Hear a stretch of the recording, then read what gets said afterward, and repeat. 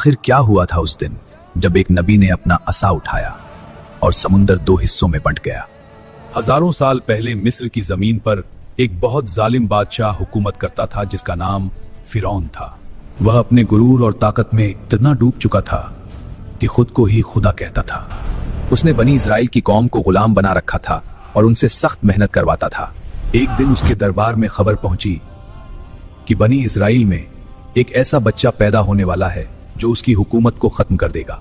यह सुनते ही फिरौन डर और गुस्से से भर गया और उसने हुक्म दिया कि बनी इजराइल के जितने भी लड़के पैदा हों उन्हें कत्ल कर दिया जाए।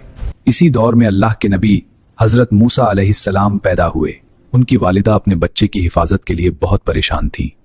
तब अल्लाह ने उनके दिल में इल्हाम डाला कि बच्चे को एक संदूक में रखकर दरिया में छोड़ दो और घबराना मत।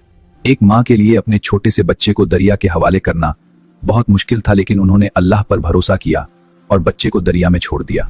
वह संदूक दरिया के पानी पर बहता हुआ आगे बढ़ता रहा और आखिरकार फिरौन के महल के पास पहुंच गया।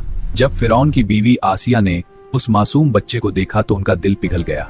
उन्होंने फिरौन से कहा कि इस बच्चे को मत मारो, शायद यह हमारे लिए फायदे का साबित हो। इस तरह हजरत मूसा अलैहिस्सलाम उसी महल में परवरिश पाने लगे जहां फिरौन रहता था। जब मूसा अलैहिस्सलाम जवान हुए तो अल्लाह ने उन्हें नबूवत अता की और उन्हें फिरौन के पास हक का पैगाम देने के लिए भेजा। मूसा अलैहिस्सलाम ने फिरौन से कहा कि बनी इसराइल को आजाद कर दो और अल्लाह की इबादत करो, लेकिन फिरौन ने इनकार कर दिया। आखिर मूसा अलैहिस्सलाम बनी इसराइल को लेकर मिस्र से निकल पड़े। जब फिरौन को पता चला तो वह अपनी बड़ी फौज के साथ उनका पीछा करने लगा। जब बनी इसराइल समुंदर के किनारे पहुंचे तो सामने गहरा समुंदर था और पीछे फिरौन की फौज करीब आ चुकी थी।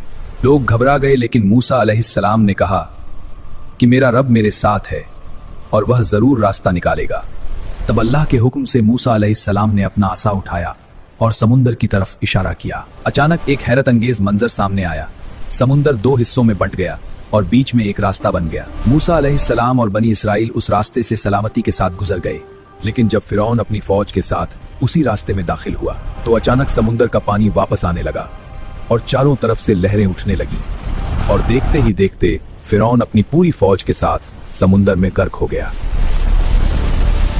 इस तरह दुनिया ने देख लिया कि अल्लाह की कुदरत के सामने सबसे बड़ी ताकत भी कुछ नहीं होती।